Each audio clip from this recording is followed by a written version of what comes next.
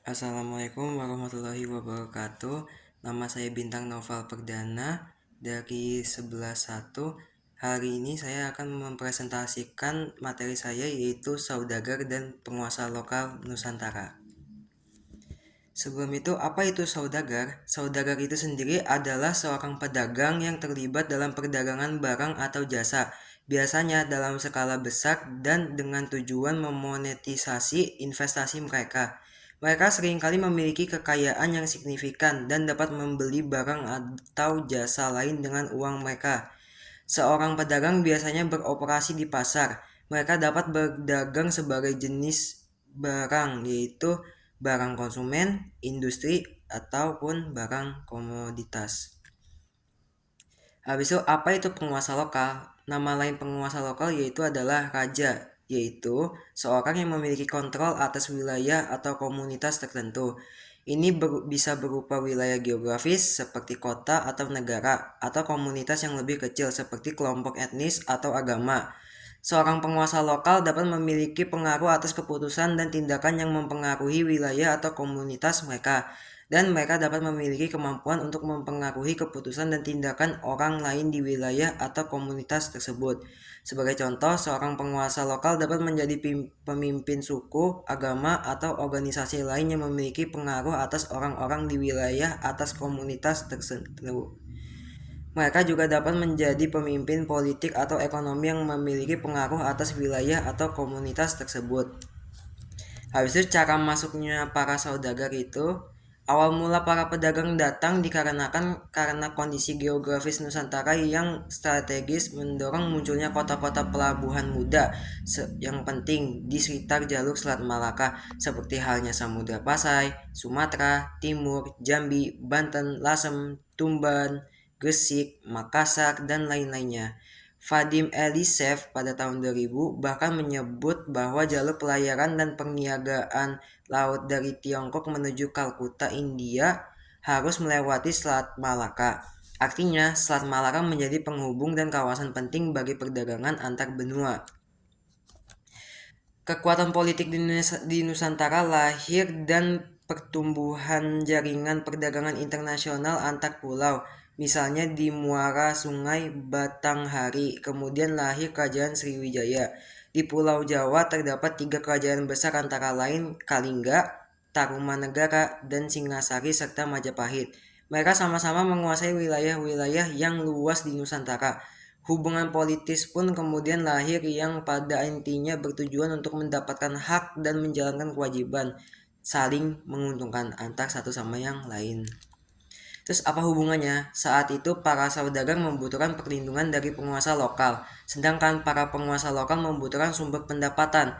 Agar saling menguntungkan, para penguasa lokal pun bersedia melindungi para saudagar, asalkan mereka membayar upeti atau barang dagangan sebagai imbalannya.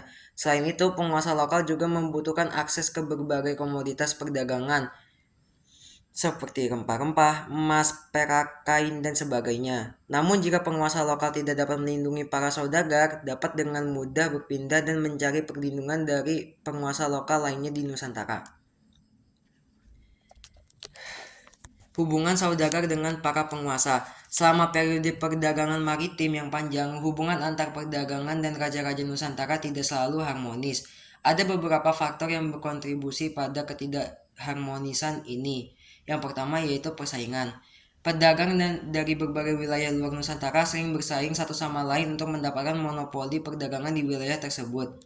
Ini dapat menyebabkan ketegangan dan perselisihan antar pedagang-pedagang tersebut, serta antar mereka dan Raja Nusantara. Yang kedua itu persyaratan. Raja-raja Nusantara sering menetapkan persyaratan dan tarif yang tinggi pada pedagang yang ingin melakukan perdagangan di wilayah mereka. Ini dapat menyebabkan ketidakpuasan dan ketegangan antar pedagang dan raja-raja. Yang ketiga yaitu kekurangan kontrol pemerintah. Selama beberapa periode sejarah, pemerintah Nusantara kurang memiliki kontrol atas perdagangan di wilayah mereka. Ini dapat menyebabkan ketidakharmonisan antara perdagangan dan pemerintah, serta antara pedagang dan raja-raja lain di wilayah tersebut. Yang keempat yaitu perselisihan politik. Perselisihan politik antara kerajaan-kerajaan di Nusantara juga dapat mempengaruhi hubungan antara pedagang dan raja-raja. Misalnya, jika dua kerajaan sedang bersaing, satu sama pedagang dari satu kerajaan mungkin tidak ingin melakukan perdagangan dengan kerajaan lain karena takut akan konsekuensi negatifnya. Yang kelima yaitu ketidakstabilan sosial dan politik. Ketidakstabilan sosial dan politik Nusantara juga dapat mempengaruhi hubungan antara pedagang dan raja-raja.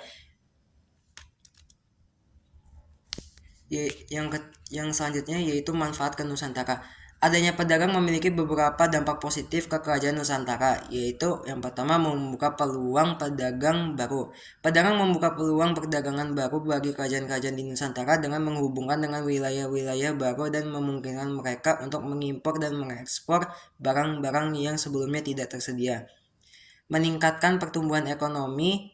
Perdagangan membantu meningkatkan pertumbuhan ekonomi kerajaan-kerajaan di Nusantara dengan membawa barang-barang baru dan memungkinkan mereka untuk menghasilkan lebih banyak barang dan jasa. Yang ketiga, mempromosikan pertukaran budaya.